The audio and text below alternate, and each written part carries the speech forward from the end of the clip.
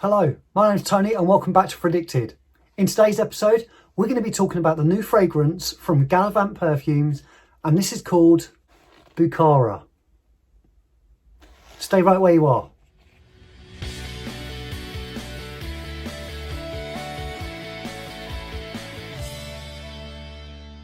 So thanks for joining me. I've been very excited to try this fragrance because it's an iris-based fragrance, which I absolutely adore.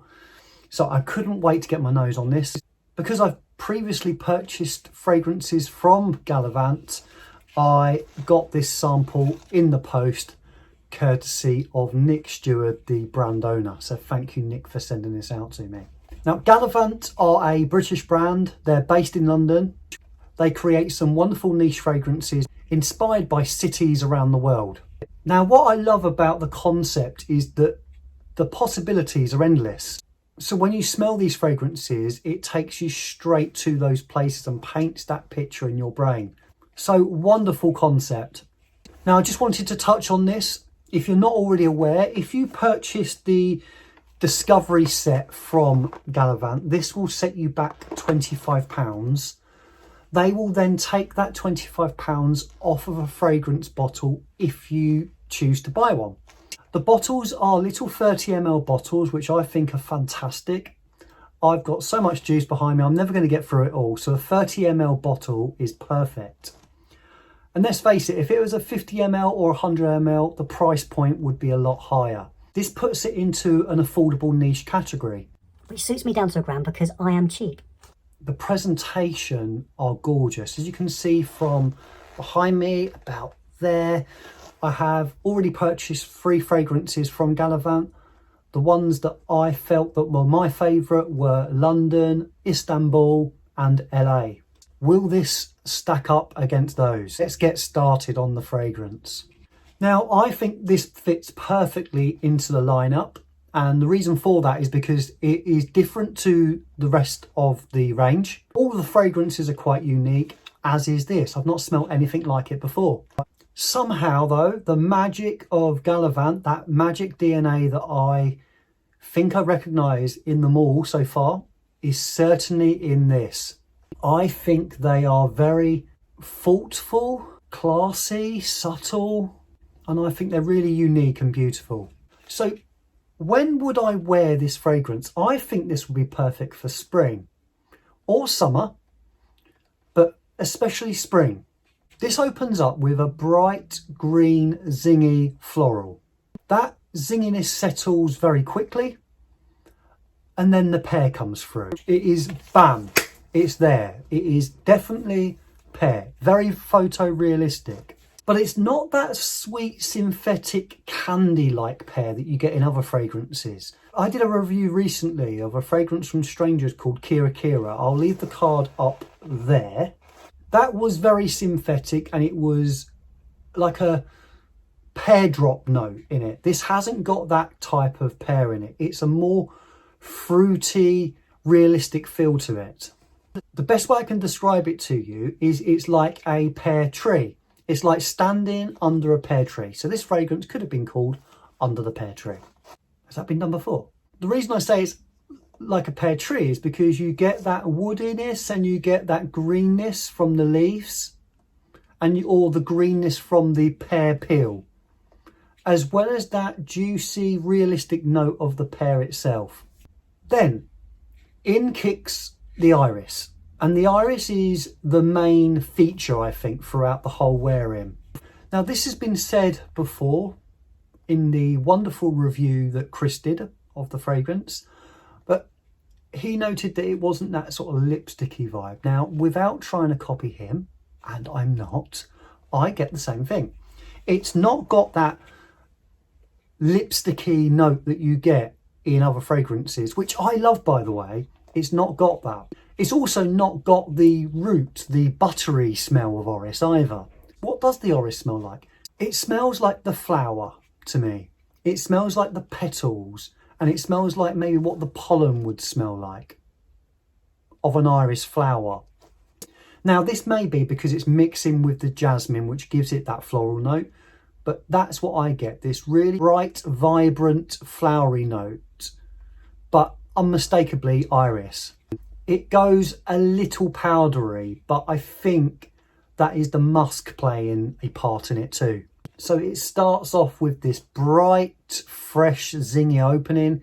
It then settles into a fruity floral. I pick up a little bit of like a peachy apricot vibe. Now I know that this has got apricot in it. Peach, apricot can go a little bit too fruity for me, but it's very, very subtle, along with the pear, just giving it a bit of fruity backbone. It really works well with those florals. So if you're not into peachy or apricot based fragrances, do not let that worry you. If you're not into the lipsticky iris fragrances, don't let that worry you either. If you're not a huge floral fan, this to me doesn't lean too far feminine. I think it's perfectly in the middle.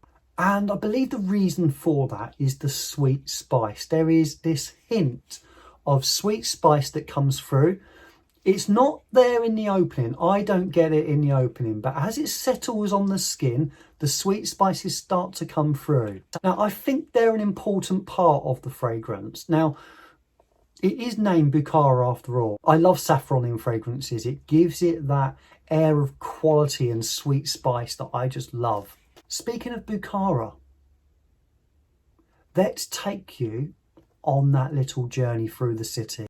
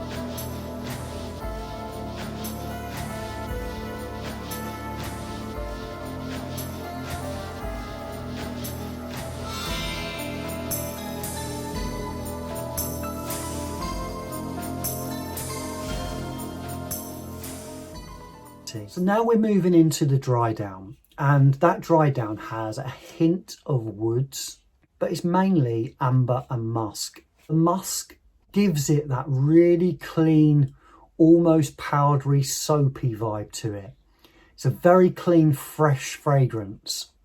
I wouldn't describe this as massively, massively woodsy at all, but it's just there, a subtle hint in the background, which I think helps give it some backbone.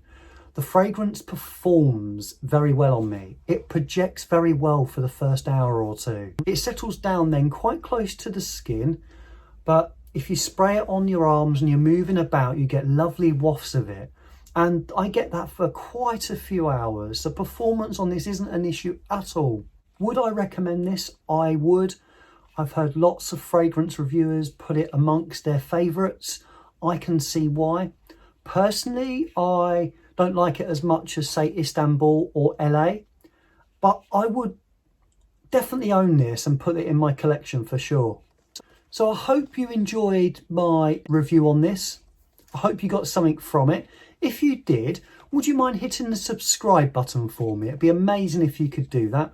Don't forget to hit the notification bell so you're amongst the first to receive the content as I release it. And lastly, don't forget to like the video. If you'd like to see more fragrance reviews from the Gallivant line, please let me know. The only other one I've reviewed so far is London. I'll put that link up here and down there. So thanks again for joining me. And don't forget to keep smelling wonderful.